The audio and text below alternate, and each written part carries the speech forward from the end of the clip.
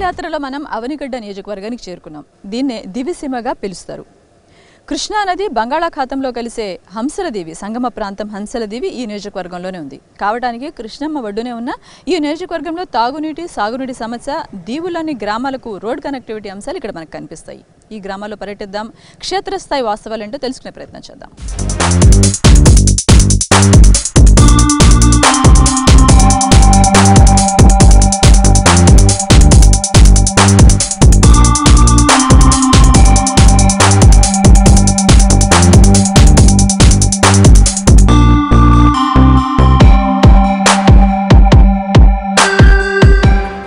ప్రస్తుతం మనం కోడూరు మండలం ఉల్లిపాలెం గ్రామంలో ఉన్నాము. ఇక్కడ ఈ సరిహద్దులు అంటే కోడూరు మండలంలో దాదాపు 12,000 ఎకరాల డాటెడ్ అంటే చుక్కల భూములు ఉన్నాయి. ఈ భూములు ఉన్న రైతులు చాలా ఇబ్బందులు పడతా ఉన్నారు. అదేవిధంగా ఇరిగేషన్ సంబంధించిన ఇతర అంశాలు ఉన్నాయి. గ్రామస్తులతో మాట్లాడదాం. ఏంటంటే అంటే చుక్కల భూములకు సంబంధించి మీకు వస్తున్న సమస్యలు ఏంటి? సమస్య ఉందమ్మా, వేస్ట్ అవట్లా, అమ్ముకుంటా హీల్ లేకుండా ఉంది. మరి ఈ పిల్లలు పెళ్లి చేయాలంటే కొనే నాదుడు లేడు, కొనేవాడు ముందుకు వస్తే ఇరేస్ట్ అవట్లా. మరి ఏంటి పరిస్థితి, ఎట్టా బతకాలి? వ్యవసాయానికి సంబంధించి ఏమైనా సమస్యలు ఉన్నాయా? ఉన్నాయండి. వాటర్ ప్రాబ్లం అవుతుందండి బాగా. ఇక్కడ మాకు పొలాలకి కూడా రిజిస్ట్రీగా చెప్పినట్టుగా డాక్టర్ వాళ్ళు 10,000 ఇచ్చినామన్నారు. అట్లాగే రైతుకు కూడా 10,000-15,000 ఇచ్చామన్నారు. ఈ చుక్కల భూ అని చెప్పి మాకు ఎవరిని కూడా ఇవ్వట్లేదు. లేదు మేము ఎవరికైనా ఇబ్బంది అమ్ముకోవాలన్నా, మ్యారేజ్లు కన్నా దేనికైనా చేయాలన్నా రిజిస్టర్లు అవ్వట్లేదు, వెళ్ళిపోమని వచ్చి కొనేవాళ్ళు కూడా కొనట్లేదు. మేము అనేక ఇబ్బందులు పడుతున్నాం దీనివల్ల, కొనకపోవడం వల్ల ఈ చుక్కల భూములని వీళ్ళు పెడతాం. ఈ 100 సంవత్సరాల రిజిస్ట్రేషన్లు ఈరోజు కాదు, 100 సంవత్సరాల కింద ఇచ్చినాయి మా పొలాలు. 3 తరాల రిజిస్ట్రేషన్లు కూడా ఇప్పుడు మరి ఆపేశారు. దీనివల్ల ఈ ఏరియా అంతా కూడా ఇబ్బంది బాగా పడుతుంది. ఇక్కడ ఈ మండలంలో చూసుకుంటే ఎంతమంది ఉంటారు ఇలాగా బాధపడుతున్న రైతులు? మండలం వైడ్ కంటే తెలియదండి. మా గ్రామం వరకు అయితే ఒక 100-200 మంది ఉంటారండి. అందరిది ఇదే పరిస్థితి. చుక్కల భూములు రిజిస్ట్రేషన్ చేయడం అవ్వట్లేదండి. వీటి గురించి చాలా ఇబ్బంది పడుతున్నారు. ఈ ఇరిగేషన్ కి వాటర్ వస్తున్నాయా? పొలాలు బాగానే పండుతున్నాయా? ఇరిగేషన్ వస్తున్నాయి కానండి, చాలా తక్కువ అండి. మాది లాస్ట్ అండి, లాస్ట్ వాటర్ కూడా చాలా తక్కువ అండి ఇటు వచ్చేటప్పటికి.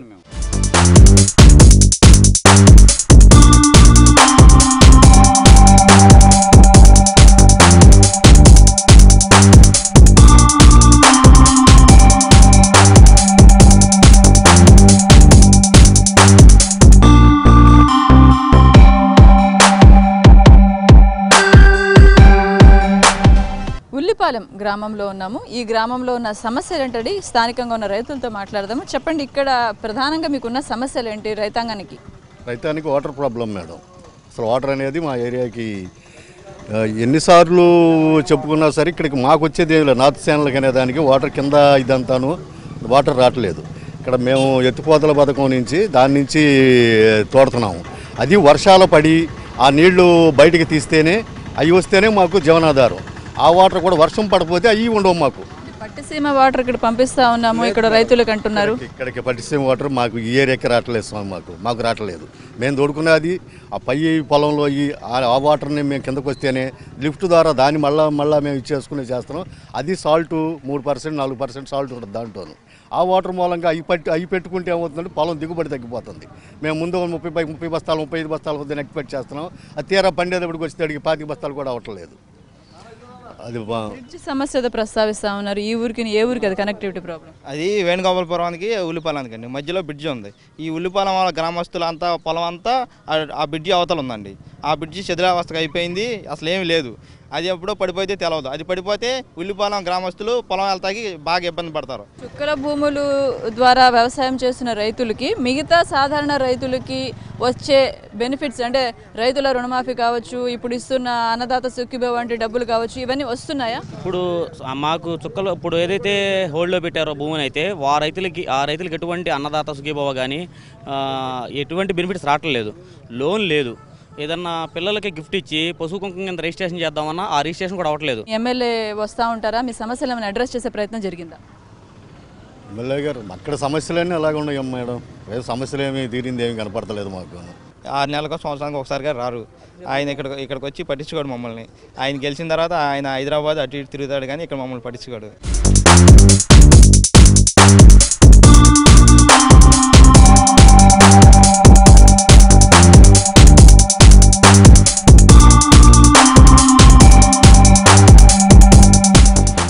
ప్రస్తుతం మనం హంసల్ దీవి గ్రామంలో ఉన్నాము. బంగాళాఖాతంలో కృష్ణా నది కలిసే సంగమ ప్రాంతం ఇది. ఈ ప్రాంతంలో ఈ గ్రామంలో ముఖ్యంగా యాదవులు ఎక్కువగా ఉంటారు. మామ చెప్పండి, ఇక్కడ నీళ్ల సమస్య ఎలా ఉంది మీకు? నీళ్ల సమస్య ఏం బాగోలేదండి. మేమేదో అట్లా గాలికి వాతావరణానికి అలవాటు పడిపోయి పూర్వం నుంచి ఉండోళ్ళం కాబట్టి అట్లాగే ములుగుతా తేలుతా ఉంటున్నాము. మాకు బాగా వచ్చినా కూడా చాలా ఇబ్బంది. అయినా మా ఇల్లు వదులుకోకుండా మా గ్రామం వదులుకోకుండా ఉంటున్నాము. పశు సంపద లేకపోతే మాకు బతుకు దరువు కూడా లేదు. ఆవులు సగంగా చచ్చిపోయినాయి. చెరువులో నీళ్లు కూడా మీరు ఒకసారి టెస్ట్ చేసుకోండి. ఏ నీళ్లు మాకు పనికి రావట్లేదు తాగటానికి. నేతి చుక్కతో సమానంగా ఆ నీళ్లు వాడుకుని మేము బతుకుతున్నాము. తాత చెప్పండి, ఇప్పుడు పశువులకి నీళ్లు దొరకట్లేదు, పశువులు చనిపోతున్నాయి అంటున్నారు, ఎందుకని? ఆ పశువులు చచ్చిపోవడానికి కారణం ఏంటంటే మేత తిని వచ్చిన తర్వాత ఇంటికి వచ్చి నీళ్ళు లేకపోయేటప్పుడు ఏం చేస్తున్నా ఆగలేక కవర్లు బవర్లు తినేసేయటం చచ్చిపోవడం ఇట్లా జరిగిపోతుంది. ఇంకేం నోరు లేని వరకు తింటే చచ్చిపోతుంది. మనం ఎంతకాలంలో కాపలా కాస్తాం, కాయ లేక ఇట్లా చచ్చిపోతుంది. బోళ్ళు కొట్టి చచ్చిపోయింది. ఆవులు కానీ గేదెలు కానీ చాలా నశింపైపోయింది. మీకు నీళ్ళు ఎక్కడి నుంచి వస్తా ఉన్నాయి? దిద్దుగారి దగ్గర కోడూరు ఉంది, అక్కడి నుంచి పైపుల ద్వారా వస్తాయి. ఆ నీళ్ళే మనిషికి కాసిన తాగటానికి కష్టం ఉంది. గొడవకు పోసే దారి లేదు. ఆ చెరువుల్లోకి వస్తేనే ఉప్పులు అయిపోతున్నాయి నీళ్ళు. 2 చెరువులు ఉన్నాయంటారు, దారి లేవు. ఎలక్షన్స్ వస్తున్నాయి కదా, నాయకులు వస్తూ ఉన్నారా మీ దగ్గరికి? ఎవరు వస్తూ ఉన్నారు కానీ వచ్చిన వెళ్ళిపోతూ ఉంటున్నారు. గుడికి వచ్చినప్పుడు గుడి చూసి వెళ్తారు. ఓట్లు అయితే మళ్ళీ మమ్మల్ని ఎవరు పట్టించుకోరు. ఇది ఈ గ్రామస్తులు ముఖ్యంగా చెప్తా ఉన్నారు. మంచి నీళ్లు ఇస్తే చాలు, తమ గొంతు తడిపితే చాలని వీరు కోరుకుంటున్నారు.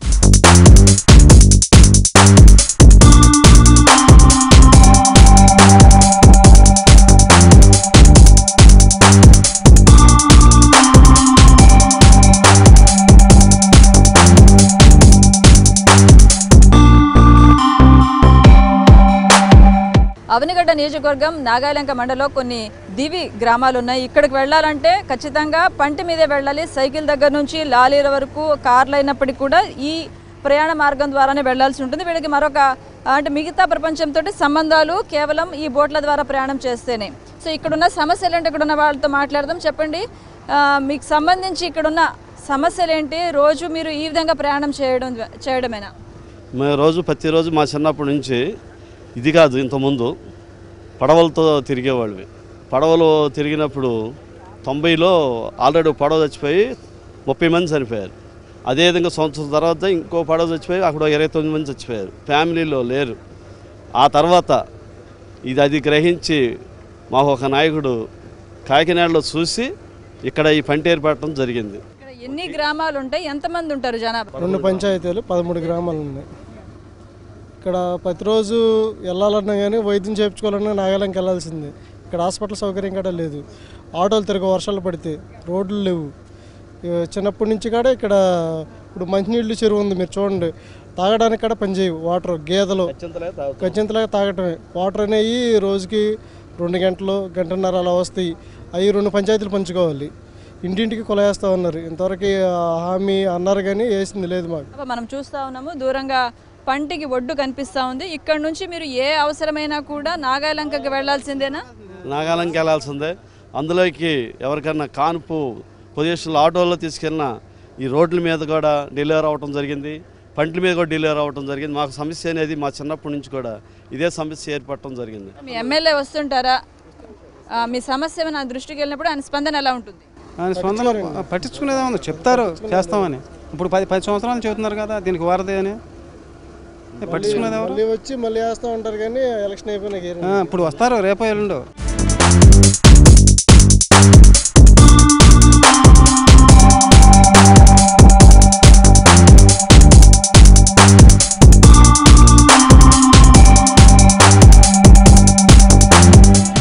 ఎదురుమండి గ్రామం నుంచి మనం నాచుగుంటకు వచ్చాం. మనం చూస్తూ ఉన్నాం దారంతా కూడా ఏ విధంగా మట్టి రోడ్డు ఉందో, రోడ్డు ఫెసిలిటీ కూడా అంటే దీవి లోపల పరిస్థితి కూడా ఇదే విధంగా ఉంది. ఇక్కడ అసలు విద్య, వైద్యం, పోలీసింగ్, రెవెన్యూ ఇలాంటి సేవలు ఏమైనా ఉన్నాయా లేవా?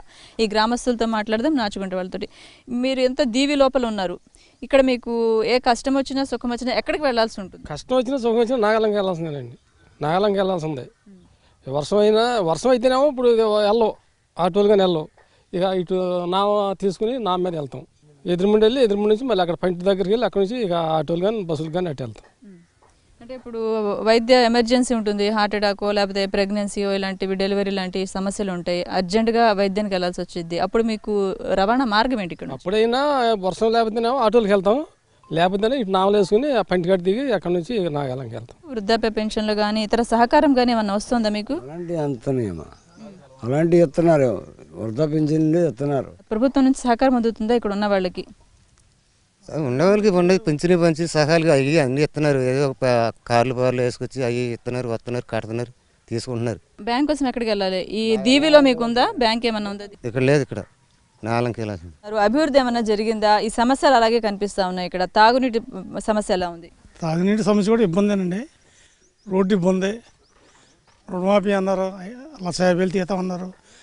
సంవత్సరానికి 3 సంవత్సరాలు 30,000 వేశారు. మళ్ళీ వాటికి మళ్ళీ వడ్డీలు పెరిగిపోయి బ్యాంకుల్లో మోపై